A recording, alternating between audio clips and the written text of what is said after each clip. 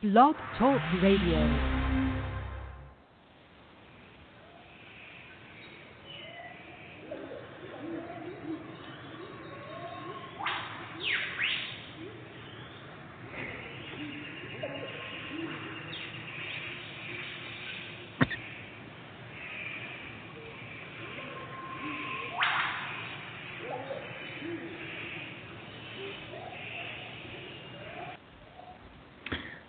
Hello, everyone. I'd like to welcome all of you back to Ohio Exopolitics. I'm your host, Mark Snyder. We're going to be talking about the Way to Live today, one of the books by Billy Meyer. We're also going to be talking about the spiritual teachings. Edward Albert Meyer is a man from Hinterschmid-Rüti, Switzerland. He lives in a tiny mountain village in Hinterschmid-Rüti, which is about 52 minutes east of Zurich. He lives in a beautiful green forested area. And Billy has been the author of over 40 books, and I have a few of them out before me now: The Psyche, The Way to Live, The Might of Thoughts. And he's also written over 2,000 contact reports, and I've got 5, 6 big folders here full of contact reports. He's also written hundreds of bulletins. While this writing, Billy is here on Earth as a teacher, and his first extraterrestrial mentor, Thoth, told him that. Thoth would land his silvery pear-shaped craft in Bulak, Switzerland, which is in northern Switzerland, where Billy grew up, and Billy would go on board the ship. And one of the things that Thoth would tell Billy about is his previous lifetimes. And Edward Albert Meyer has been the people that today are called Enoch, Elijah, Isaiah, Jeremiah, Emmanuel, and Muhammad. And in each one of these lifetimes, he taught something called the teaching of the Spirit, which is part of what we're going to talk about this evening. The teaching of the Spirit involves the teaching related to certain creational natural laws. And one of these creational natural laws is called the law of reincarnation. And there are 7 evolutionary steps that human spirit forms go through. We start out in something called rational or primitive life, and then we evolve up to rational life as we incarnate more and more times. And then we go to the 3rd stage, which is intelligent life. The 4th stage is called real life. The 5th stage is life and creational wisdom. And then in this 6th stage, we go into this half physical, half spiritual state. And then finally, in the 7th stage, we're in a purely spiritual plane. Now, we are in the spiritual planes for about 2.9 billion years before a spirit form merges with creation. We spend about 56 million years into that phase of half spiritual and half physical body. That's the 6th stage. Now, stage 1 through 5 takes us about 40 to 60 million years to get through. And we spend part of that time in the physical realm and part of that time in the spiritual realm. We all have what's called a spiritual consciousness. The spiritual consciousness is not able to think creatively, and it's not truly conscious until it merges with creation. But we have this material consciousness, and we have a spiritual consciousness. The spiritual consciousness is the part of you that really never dies. It survives through the various lifetimes. It survives death. When you die, your spirit form comes out of your body, and your consciousness comes out of your body, and it goes into the spiritual realm. See, there really is no heaven or hell, as religions teach. There is a spiritual realm, which is really in the same physical location as our planet, but it's in a different dimension. In order for your spirit form to evolve, it creates something called the overall consciousness block. And the overall consciousness block is what creates your new consciousness for each new physical lifetime. Every time that we reincarnate, we get a new material consciousness. So there's this movement from time in the physical realm to time in the spiritual realm. If you live 100 years in the material realm, you'll live ideally about 152 years in the spiritual realm. Now, today, because of overpopulation, spirit forms don't get enough time in the spiritual realm. And that causes a problem because the overall consciousness block hasn't had enough time to program the new consciousness. So the personality isn't completely shaped, the consciousness isn't completely shaped, and what that causes is when that spirit form reincarnates again and that material consciousness enters into the body of the child at 21 days, when the child is 21 days old, that material consciousness is not really completely prepared for its new lifetime, and that can manifest in different ways. Like sometimes the maleness isn't completely evolved the way it should, or the individual doesn't have enough independence yet. It has to depend too much on parents. These are some of the bad side effects of overpopulation as we have it now. In order for the spirit form to evolve, it has to go through this reincarnation process. And the spirit form resides in an area in your middle brain, in this rostral bump, so to speak. It's an area of the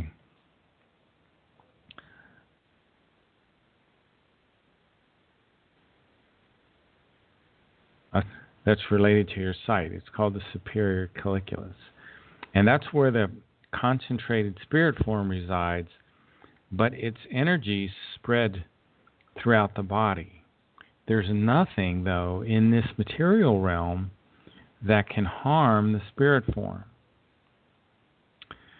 The human spirit form is created by creation to help the creation to evolve.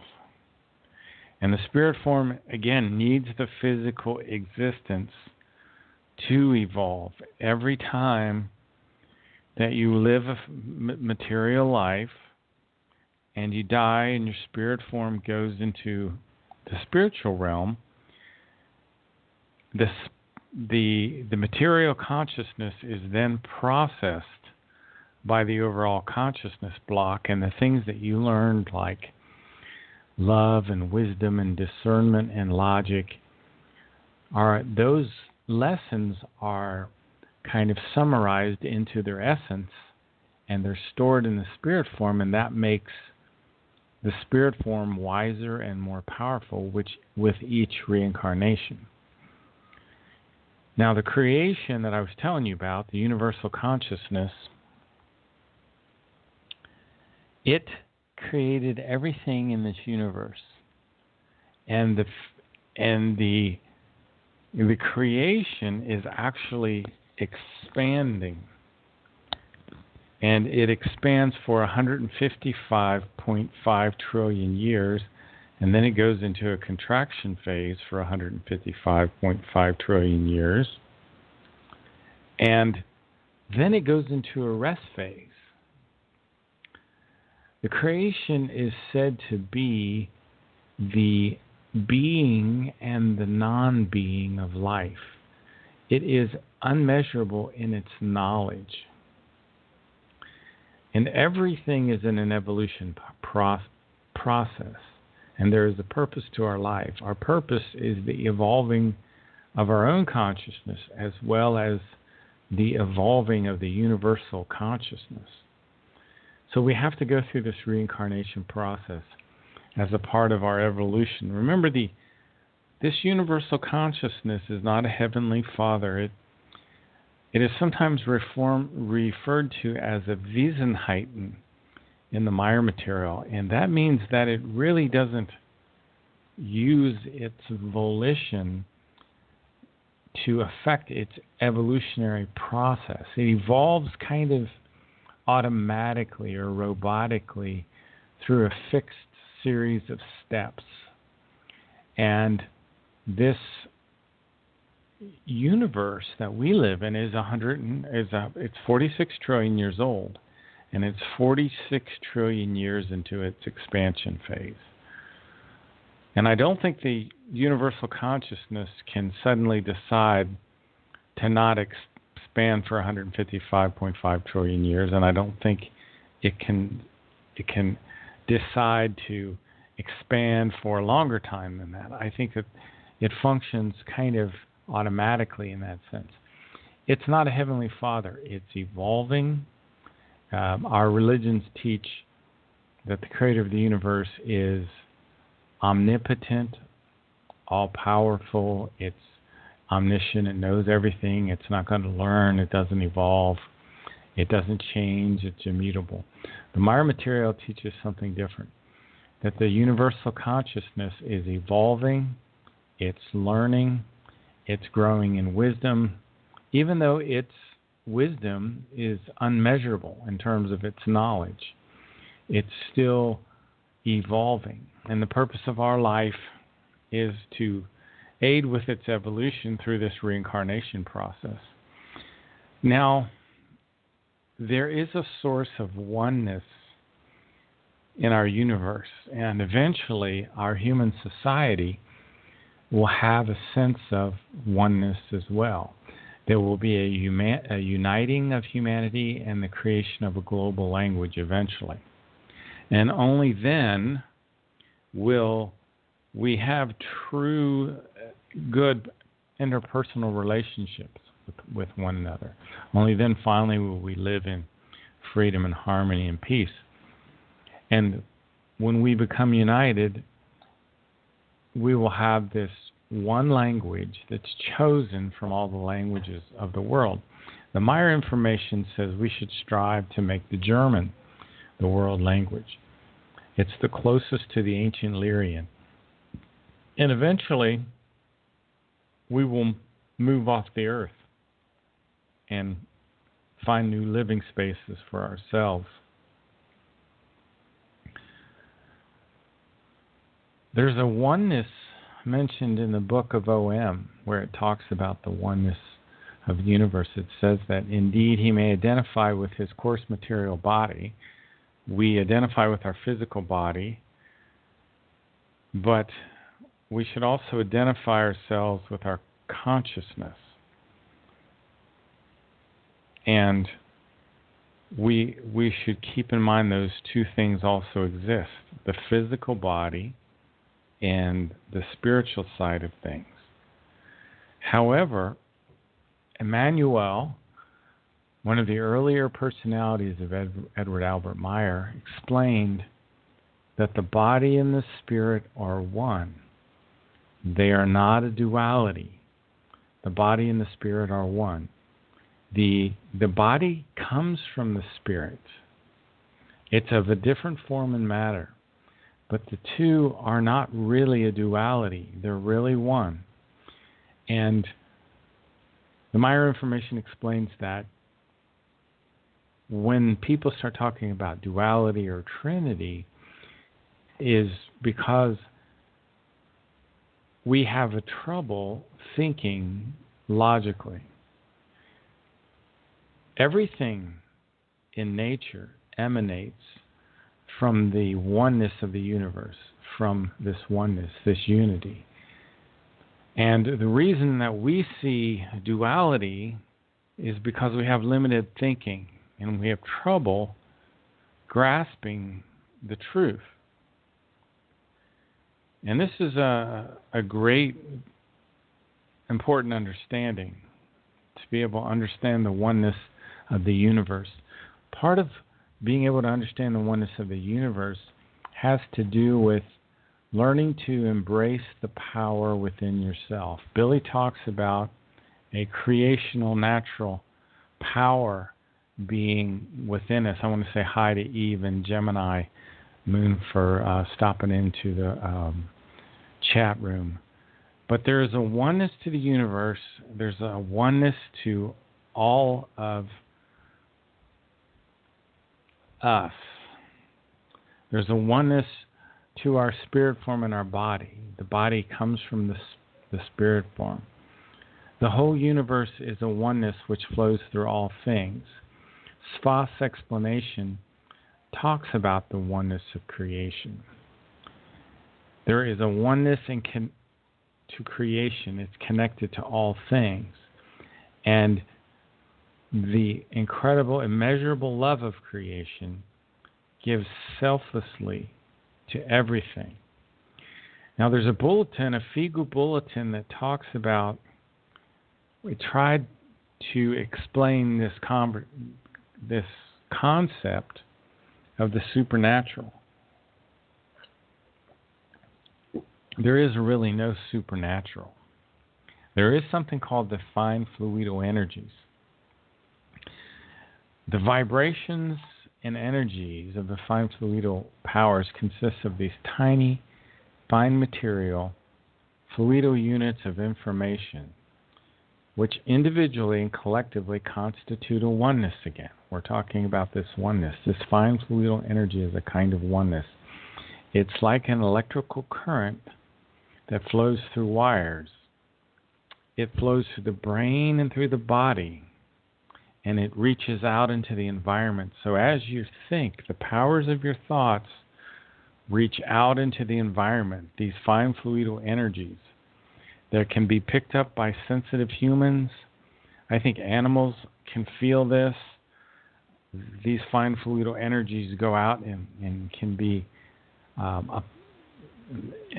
absorbed by the trees in your yard. They're absorbed in your clothes, into the furniture that you sit on. All of these energies go out from us. These are the incredible power of our thoughts. There was a human being during the time of World War II that had incredible power to his thoughts. And his destiny was to help unite and make a oneness of humanity. It didn't work out that way. The man I'm talking about was Adolf Hitler. He was a German politician. He was the leader of the Nazi Party, Chancellor of Germany from 1933 to 1945. He was one of the central figures in World War II. In many respects, he was a genius. The Pleiaren impulsed him when he was very young to help him evolve into this great leader he was destined to become. However, the Giza intelligences succeeded in taking possession of Adolf Hitler's being, and they misused him for their dark and malicious purposes. These Giza intelligences, for thousands of years, deceived Earth humans with their miracles, with their visions. There was this effort by these intelligences to influence this man, Adolf Hitler, who would have had a very great future as a leader for the people of the earth. He would have helped expand on this idea of the oneness of the universe. Billy talks about this dark order that exists on the earth, and it becomes so apparent today. The influence of this dark order. Now I'm going to step outside the Meyer material just for a little bit to talk about some things which kind of support what Billy has said. There's a group called the Committee of the 300, which I don't know that much about, that's related to the New World Order, and they have certain goals that they've set out. These are the goals that they're trying to bring about right now. The first goal of these elite is they want to create a one-world government. This world government will be a system in which people with knowledge about science and technology will take control of society. It will be a one-world government that's influenced by corporations. It talks about a one-world church and a unified monetary system that will come about. So there'll be these technical experts, the technical elite, very small percentage of the population, which will be in control. The elite wishes to take away the rights and the freedoms of the public.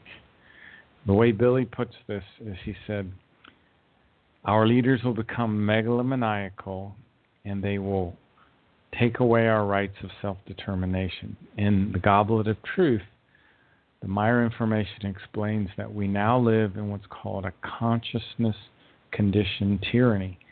And Billy talks about in the future, he mentions in Contact 251, that there will be the rise of the robot people. So the fourth goal of this ruling class is to merge mankind with machines. In fact, the elites say that humanity is obsolete. The intention of the elite is to bring about this age called transhumanism. So now they're programming society, getting us prepared for this, getting us dependent on the cell phones, dependent on the computers, dependent on cyberspace. The fifth goal of the rich, of these global leaders, is to dumb down the public. And the way Billy puts it, he says that the people of the earth have become indolent and obsolete. Then the global elite will try to move us into the mega cities. There will be these mega cities created. And then the elite will restrict our travel.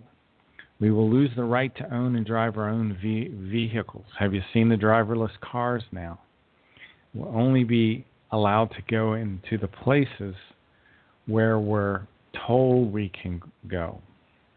So this is completely, from my perspective, the antithesis of the spiritual teachings. So I just wanted to make you aware that there are forces that are very much against these spiritual teachings. They're anti-evolutionary forces. In other words, they're against the natural order of evolution.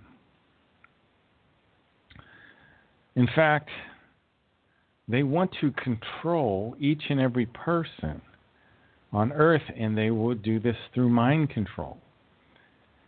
They'll make human beings almost like robots.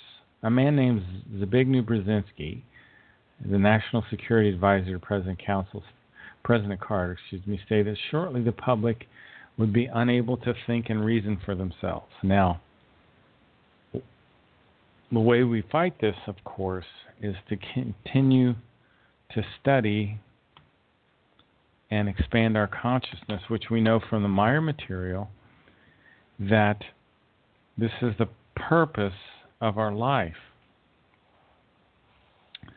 Now, Emmanuel told us, he said that human beings should look upwards to the stars, for majestic power and peace and grandeur rule there. And Emmanuel told us that there's an immutable law and order, and that if you look up at the stars and you concentrate on these stars, that you can, in your mind, you'll start to realize that over millions of years and millennia, these infinite and everlasting changes take place. So, by studying nature, you start to learn about the universal consciousness and creation. You can also look at the earth and you can see the creational activity, the becoming and the passing away of life and existence. So this in part is the purpose of our life, is to evolve our consciousness. Another thing that Emmanuel said is that creation is above everything. And even though it's above everything, the creation works to forever perfect itself. And the way the creation perfects itself is through the creation of its creations. And one of the ways that it perfects itself is through your spirit form. So every spirit, newly generated spirit form, is like a little fragment of creation itself. And our spirit forms start out extremely unknowing. And in fact, people will think that another person is stupid, but it's just because their spirit form might be new. So each time that you go through a reincarnation process and your spirit form moves back into the spiritual realm, it'll be a little more knowing than it was before. And then this is the whole process, that each time we come back from a physical lifetime, we'll be more knowing than we were before. So, and this is how creation broadened itself. So it created all these spirit forms to help broaden its own understanding and broaden itself. You know, knowledge is a kind of power that helps everything. So when you gather wisdom, a power comes out of you that helps the whole creation to evolve. In other words, you know, one thing that Semyasi said to Billy was that wisdom and love go together, and that the creation and its laws are wisdom and love at the same time. And one of these laws that the universal consciousness has in place is the law of love. And every tiny plant and every tiny animal fulfills its purpose in love. And that's why, you know, a kitten or a puppy is such a attractive thing to us, because it still exudes the love of creation. It's that love that's programmed into it by default is what we're seeing and responding to. But the material life that we live is limited. But the life of the spirit, it lasts forever. It has no end. Now, there's various aspects to creation. There are 7 layers of creation. There's only one, or you can think of these as belts. And they counter-rotate with one another. If you envisioned creation as a circle or an ellipse, it has 7 layers, and I believe it's the 4th layer that's the material belt, where all the stars and the planet exists. And all of these 7 layers, they rotate. They counter-rotate with one another. Now, when creation first came into existence, it was the size of a flea, but it still had its tiny spiral associated with it. There was something called the Zohar, which is the giant flash, the creation, the Big Bang, and then this white light went out everywhere. And this is the very beginning of creation. And there are colors associated with each phase of creation. Now, we're in the first evolutionary step of the universal consciousness.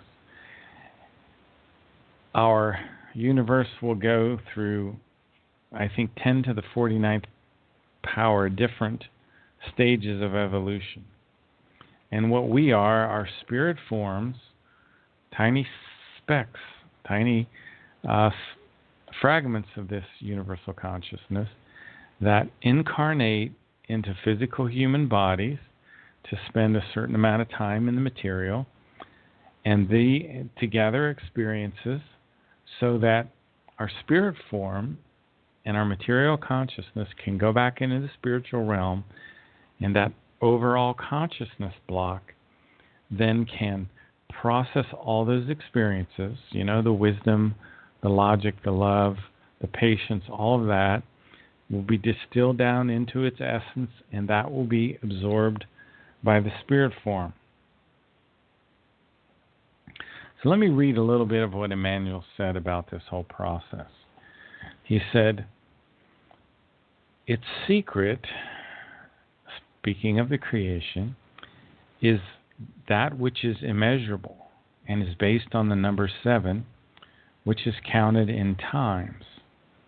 This is one of the secrets and the laws the human mind will solve only when it reaches perfection. But let it be said that the laws of life are not hidden from the wise man, hence he can recognize and follow them.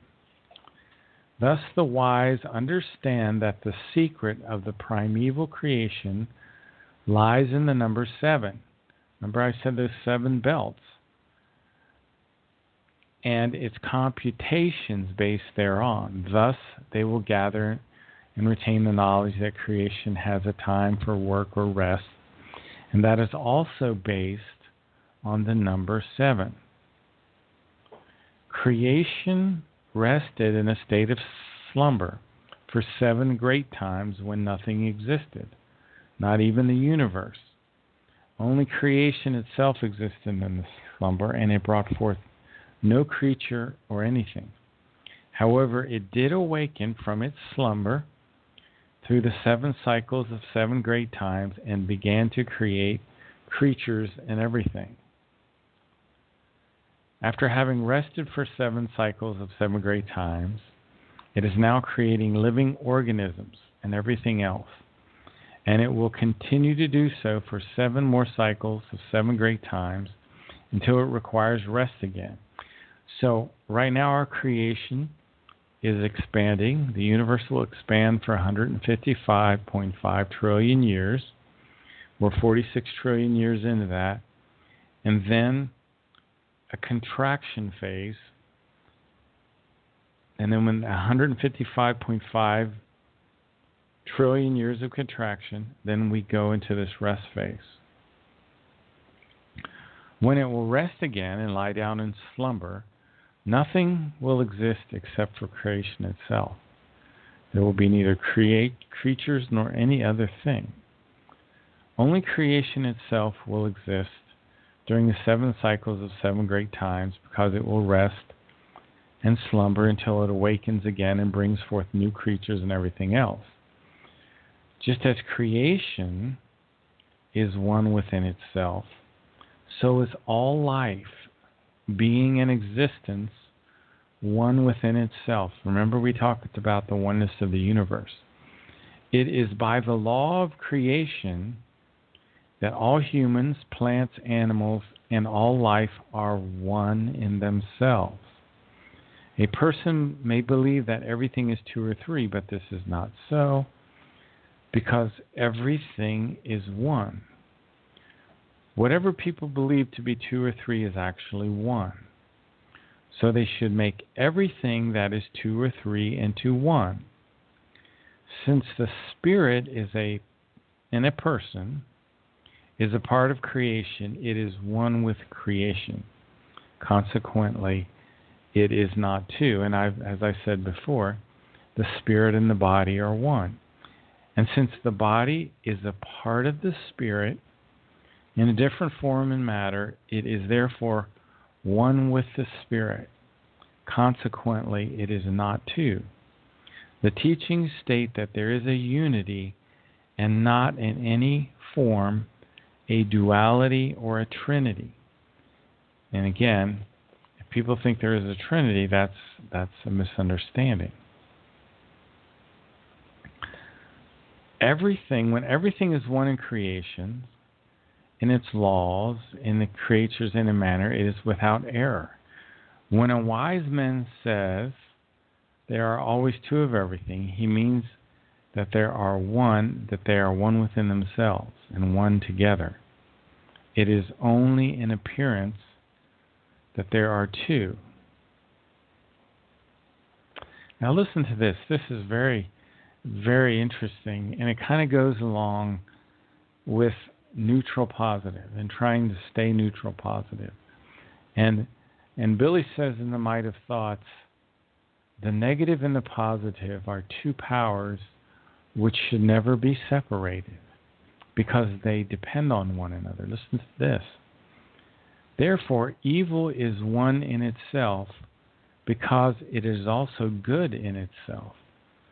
Likewise, good is one in itself because it is just as much evil in itself.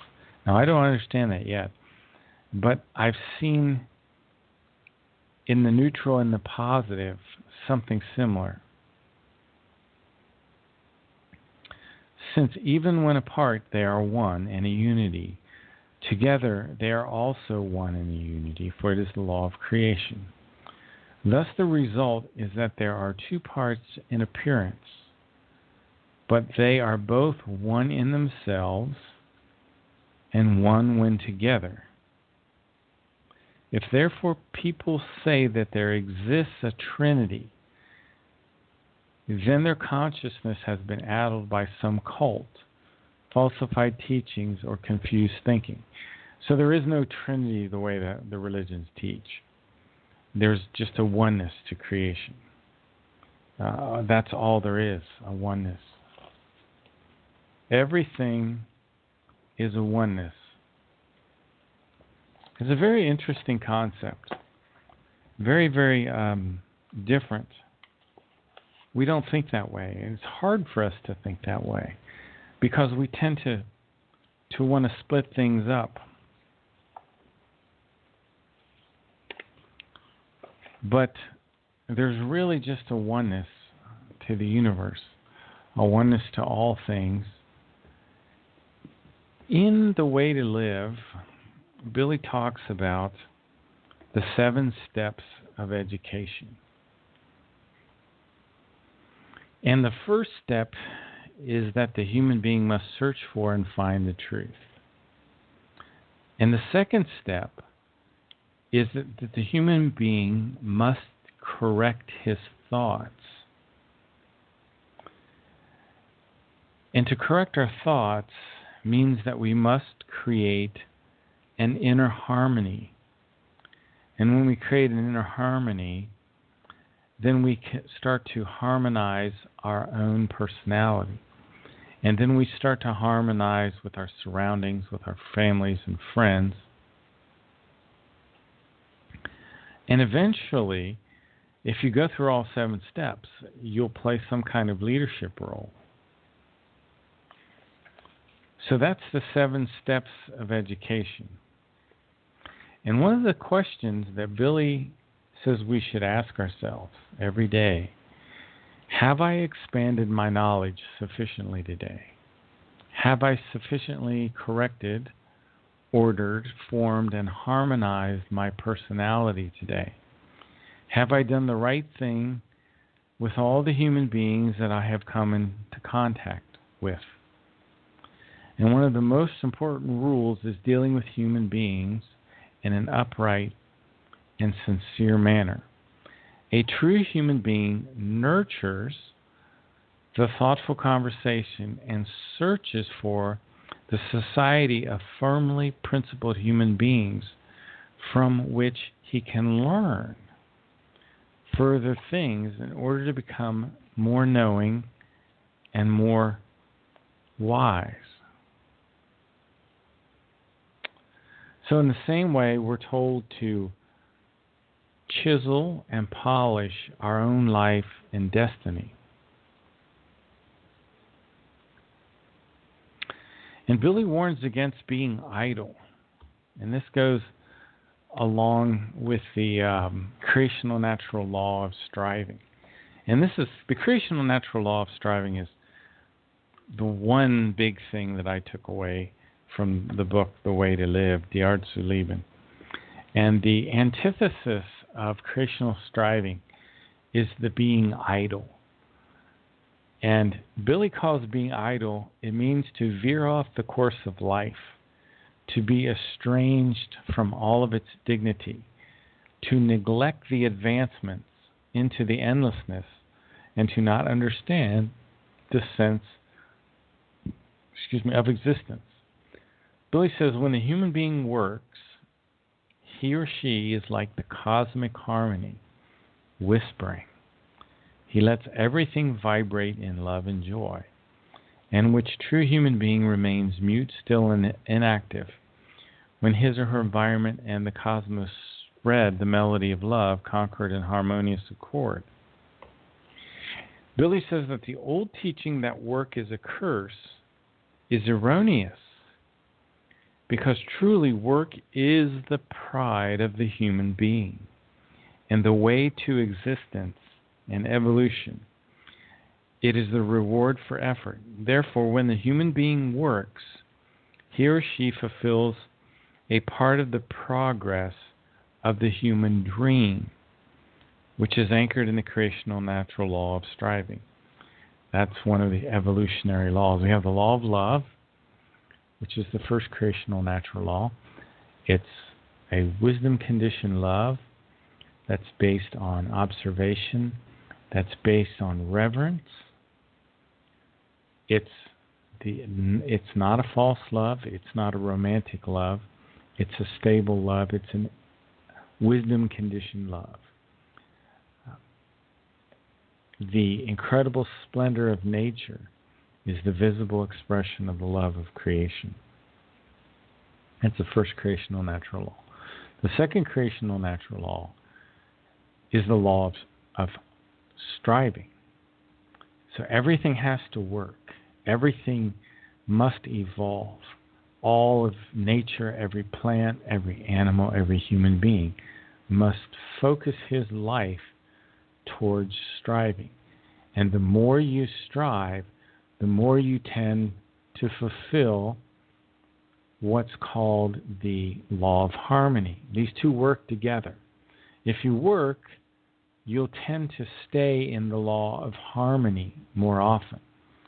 It's most difficult for a person to maintain the neutral positive viewpoint of life in the law of harmony if he is also not working. So one of the things that these New World Order people want to do is to take away, to attack the law of striving and make people unemployed. They want to engineer and bring about the destruction of all the religions that we have today. In some ways that may be good, but they want to eliminate borders between nations. They want to eliminate this natural evolution that I'm talking about. They want to destroy these creational natural laws. If we by nature function under the law of love and the law of striving, then we will also function under the law of harmony. And I think what we're ultimately going to find is that the more that we follow the spiritual teachings, the less we even need a government. And we won't need this situation that we have in now, where we have an elite that's working against the natural evolution of people. All animals and all plants do their work. Naturally, always in this wise, all life and all evolution is built upon work. All work is life made visible, love and joy made visible. A human being who cannot work with love and joy because he or she creates an adverse attitude towards it in himself is unworthy in relation to him or herself from the society, because these parasites are burdensome and evolution impending. So you really need to throw yourself as much as possible into this law of striving. And every time I go back over this, and every time I read this, I have a deeper understanding of it and a deeper appreciation for this. A human being who executes his work with indifference is like a baker who bakes his bread with unconcernedness as well as without love and joy. An insipid and bitter bread comes about, which does not taste good to any human being and does not still the hunger. Billy says that work fulfills the life, while idleness creates uncalm, unpeace, and devolution.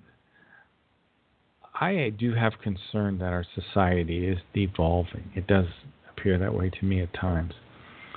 This is the same as a human being making the ears of his fellow human beings deaf when he or she brings lies and deceit, or when he or she sings a grating song because he or she is not capable of harmonious singing.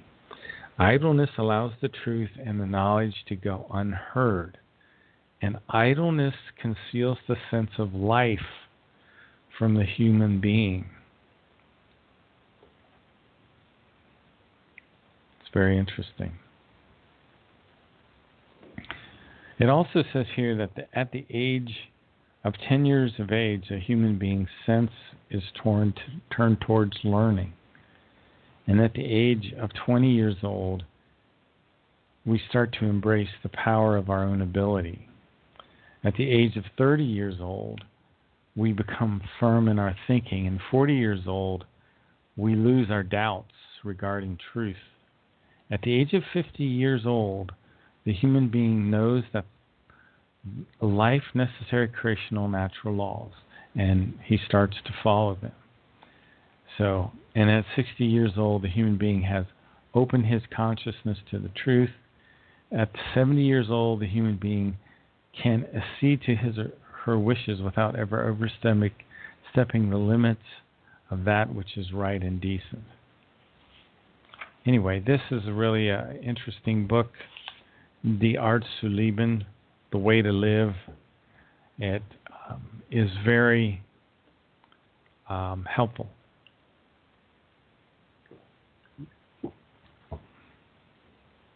Billy has a book called The Psyche, which talks about the spiritual and the material consciousness. Unfortunately, we here on the earth have the habit of adopting false word concepts that really do not explain things very, very well. Our spirit form can never be sick or confused. It can never be disturbed. It can never be deranged. It can never be faulty. It can never be inadequate. The spirit form is a small little piece of humanity, of creation. Our spirit form eventually merges back with creation. The creation is said is the being and the non-being of the life. It is the most immense mass of spiritual energy in the universe. It is spirit in its purest form, and it is unmeasurable in its wisdom, in its knowledge, in its love, and its harmony. It is pure spiritual intelligence and energy. The spirit is ungraspable for many ways. The creation prevails over and stands in an unstoppable evolution. So how, again, does our spirit form evolve? It evolves through this process of reincarnation that we've talked about. The spirit form, it is a purely creational product. It uses something called the swinging waves, which are these electromagnetic waves that come from the electromagnetic area of life.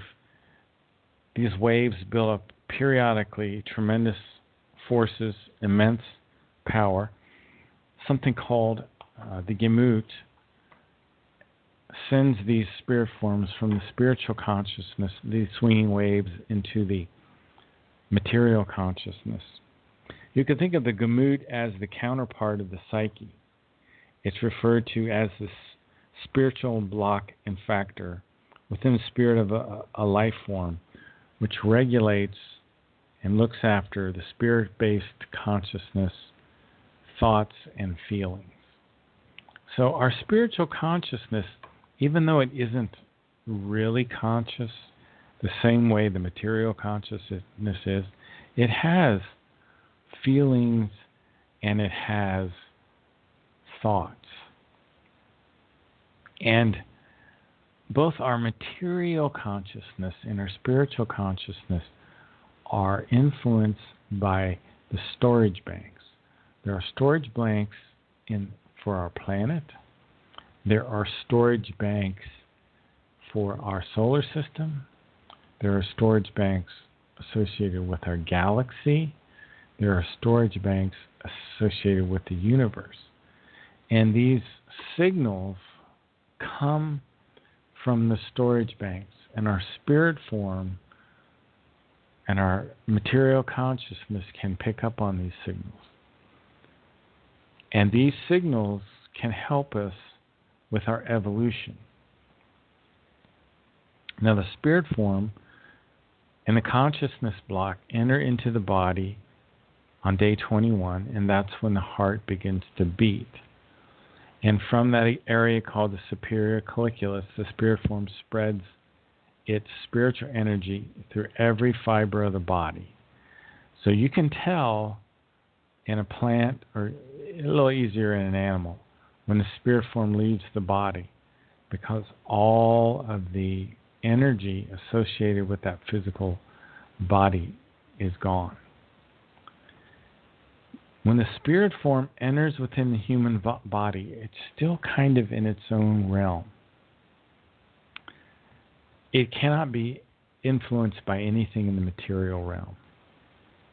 The material consciousness is your personality, your conscious mind, your unconscious mind. The material consciousness independently researches, perceives things. These evolutive values are those values which correspond to truth and reality. And these evolutive values are transferred in an impulse-based form from the material consciousness to the spiritual consciousness. The spirit form processes these. We're talking in the spirit realm. This is the process that goes on, where the spirit form processes these evolutive values and stores them within itself for all time. So when you die, your spirit form leaves the body, and your consciousness block leaves the body. Your consciousness goes into the overall consciousness block where it's processed, where these evolutive values are processed from your last material life and are then stored into your spirit form. So when the brain's activity stops, the consciousness block, which is your conscious mind, your personality, your subconscious, your unconscious, goes into what's called the overall consciousness block, which is in the spiritual realm. The consciousness and the personality are dissolved and stored The overall consciousness block, then, when you're in the spiritual realm, starts to create a new material consciousness for your new personality. So every time we go through this process in the spirit realm, a personality is never repeated. So when the material body becomes alive, on 21 days after the sperm fertilizes the egg and the new consciousness comes in, even though that spirit form has lived before, the new consciousness is different. It brings with it, in the spirit form, those evolutive values which correspond to truth and reality. And these evolutive values are transferred over from the material consciousness to the spiritual consciousness in the forms of impulses. And this is the way the spirit form stores things within itself. And this is how the spirit form becomes wiser and more knowing over time. These neutral positive impulses are transformed into the spiritual consciousness. So this is the process that takes place. So, and again, we have these storage banks. Well, we have a kind of storage bank that's called the strudel, and it's a storage bank or the archive for spiritual teaching. Now, an archive, again, is a place where public records and historical documents are kept. The strudel are not physical records, but rather information that's stored as a kind of energy. In the book, The Goblet of Truth, is said to have been processed out of the storage banks, and this is mentioned in Fiegel Bulletin 43. The first 14 chapters of The Goblet of Truth, Billy is said to have pulled these out of the terrestrial storage banks. And one of the key German words here is Speicherbank, which can be translated as memory bank or storage bank. And in Billy's writing, how it all began is where Billy started to get these impulses from the storage banks, and where he had memories that penetrated him, evidently from a previous life or lives. So you can think of an impulse as a particular feeling or mental state. An impulse is also something that is said to change the momentum of something over time. So at the age of 4 years old, Billy was getting impulses from the storage banks. And at this time, he learned what his life task was. And he started to look at animals and plants very, very different. In fact, there is something called Vedic teaching, thousands of years old, which is held in an ancient language in the storage banks of the planet. And constantly in the subconscious of all human beings, in our subconscious, are information related to this Vedic teachings, which was done thousands of years ago. Well, I don't know how the whole hour is over, but I think we're about out of time. I'll be back tomorrow with more of the Meyer material. I hope you've enjoyed the show this evening. You're listening to Ohio Exopolitics. My name is Mark Snyder, and we'll see you tomorrow evening. Have a good day. Bye-bye.